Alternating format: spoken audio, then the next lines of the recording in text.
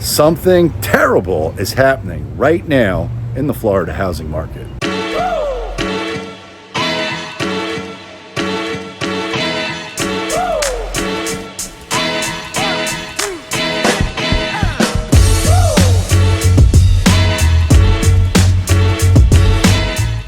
Hello friends, welcome back. You're watching Chris Igoe, and today we must talk about the financial storm that is brewing right here in Florida.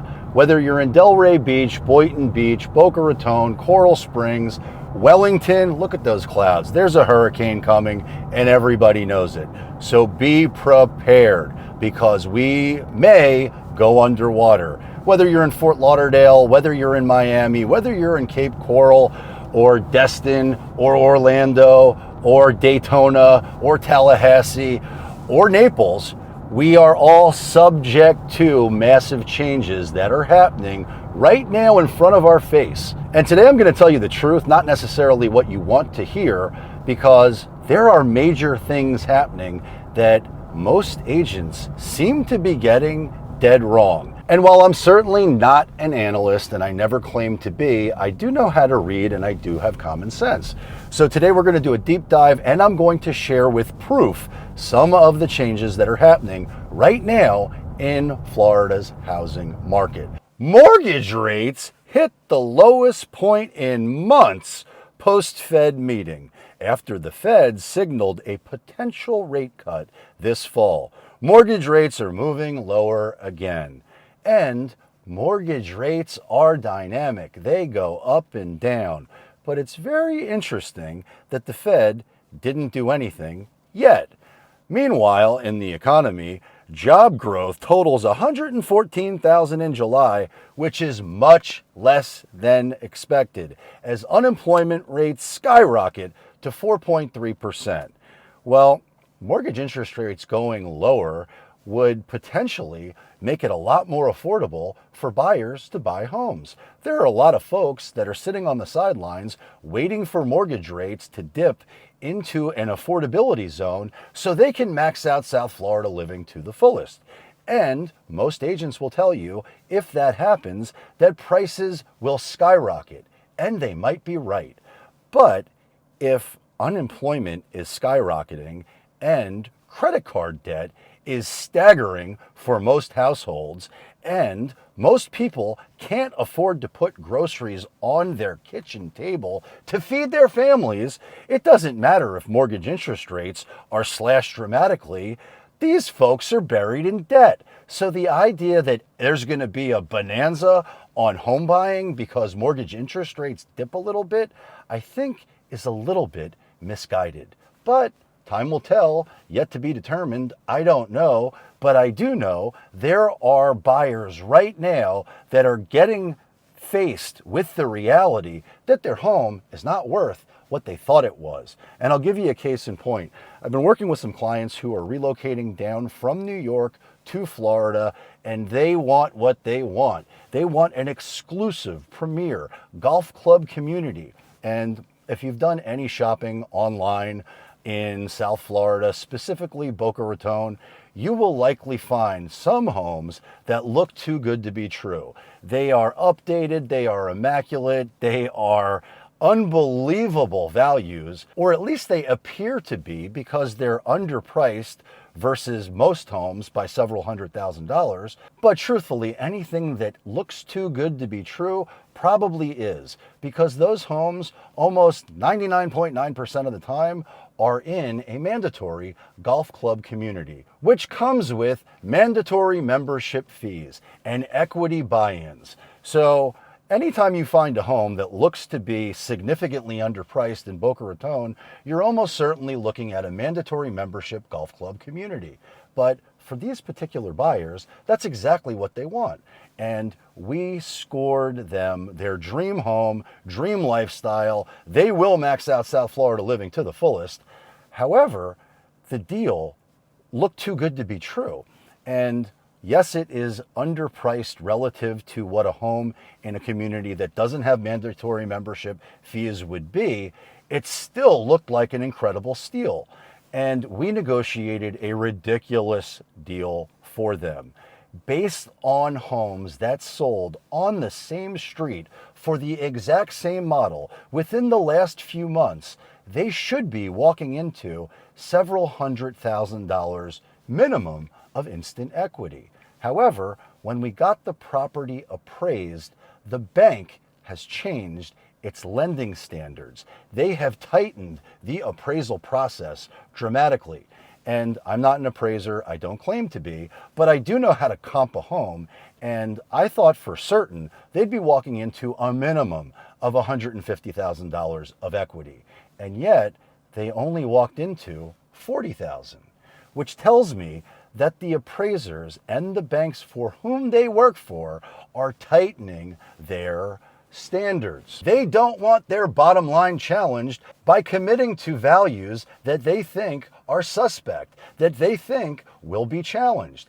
And I don't blame them. But I'd be lying if I didn't tell you it is somewhat disappointing for me and my client, because we thought for certain they would be walking into a minimum of $150,000 worth of instant equity. But bulls make money, bears make money, and pigs get slaughtered. So they're very happy with the home and they're happy with the equity. But we've got clear-cut proof that the banks are changing the way they comp houses. And comp is the wrong word to use there. The way they are setting appraisal values. And they're tightening their standards dramatically. Which, to be clear, doesn't really surprise me at all. It seems like a prudent move. I wish the federal government and the Treasury would do the same thing. But we're in an election season, and ain't nobody want to talk about cutting federal spending. And most consumers, most American households are buried in debt right now. And most Americans can't afford to buy a home, period. And there are many folks who bought in the last year or two who are upside down in their home that now can't afford the home because inflation has skyrocketed so much. And those folks are likely going to be forced to sell. And speaking of selling, I couldn't help but notice that Warren Buffett is unloading his bank stocks.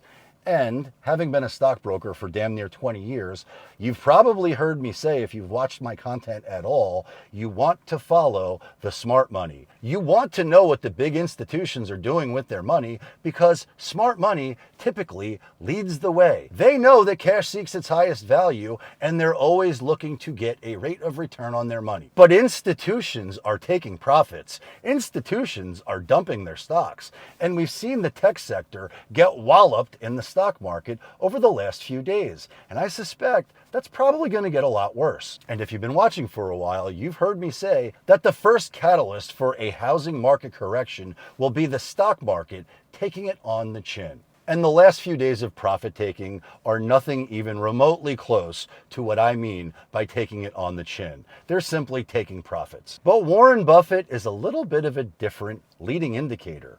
Warren Buffett, you may remember, is the guy who single-handedly saved the banking system when there was no liquidity in the market. He stepped in and bought $5 billion worth of Bank of America's preferred stock and warrants in 2011, when the government didn't have the dry powder to be able to bail out all of the systems that were failing. But when the government failed to take action because they had no liquidity, in stepped Warren Buffett, and he shored up the confidence of the market. Because if Bank of America went under, it was game over for the economy. But he saved the day, and he saved Bank of America, who was struggling with losses due to the subprime mortgages on their balance sheets. And in 2017, he converted those warrants into stock, and he became the single largest shareholder in Bank of America. And at the time, he said he wouldn't sell that stock for a very, very, very long time. But Warren Buffett sold Bank of America. And a long time wasn't really that long in retrospect. But he liquidated his position. He's getting rid of Bank of America. He sold $3.8 billion worth of Bank of America stock and got liquid, got into a cash position north of $277 billion. And look, to be clear, I'm not an insider. I'm not friends with Warren Buffett. I have no idea why he decided to sell the stock, but I do suspect getting into a cash position during this economic cycle is probably a very prudent move, which thus far has had zero economic impact on anybody who's looking to buy or sell a home in Boca Raton, Delray Beach, Wellington, Boynton Beach, or any of the South Florida markets that I service. Because home prices across the board in July, almost all of them went up significantly. And yes, there's a lot less transactions that happened, but that doesn't mean people aren't buying homes. It just means less people are buying homes, which also means the inventory of homes available for sale has increased. And a lot more homes are sitting on the market unsold, period. Which means if you're looking to score and negotiate a great deal in any of the markets that I service, chances are you've got leverage. But mortgage rates are at the lowest point that they've been in quite some time. And perhaps a reverse market crash is exactly what's going to happen in Florida, specifically due to the fact that if the blue states get bluer and Kamala gets elected, I think there's going to be a massive influx of new Florida residents coming soon. And South Florida is essentially another borough of New York. And to be clear, it's not everybody's cup of tea, but South Florida, Boca Raton, Delray Beach, Boynton Beach, and surrounding markets are nothing like North Florida, Central Florida, or any other place in Florida. Which does not mean that the market's immune to a crash. It just means it tends to be a little bit more insulated. And while mortgage rates may have dipped and it may become more affordable for you to buy a home, the only time it's right for you to buy a home is when it's right for you to buy a home. So please don't get FOMO or feel like you're missing out on the gravy train. If you're not in a position to buy a home, don't. But if buying a home now is right for you, or selling a home now is right for you, then call me immediately. My number is down below. And if you want to know exactly what's happening in real time with real-time data, then please subscribe to the channel. I'll be doing a live stream sharing what's happening in real time very soon. But one thing I guarantee, ain't nobody overpaying on my watch, and ain't nobody not finding the one buyer on planet Earth willing to pay more than anybody else if you must sell. And speaking of selling, recently I did a video showcasing the highest priced home in my hyper-local community of Canyon Trails. And when I did that video, I made it very clear that seller is in real trouble because I don't suspect anybody is going to pay what he's asking for that home. And I was right. The home was pulled off the market and the listing is nowhere to be found, which means that particular buyer is probably hemorrhaging cash on a monthly basis, holding on to that home which he can't sell, at least not at a profit. Which kind of makes me scratch my head and wonder why he didn't call me in the first place. But I can only control what I can control. And for today, that is, I'm going to max out South Florida living to the fullest before this hurricane hits us and wipes us off the map.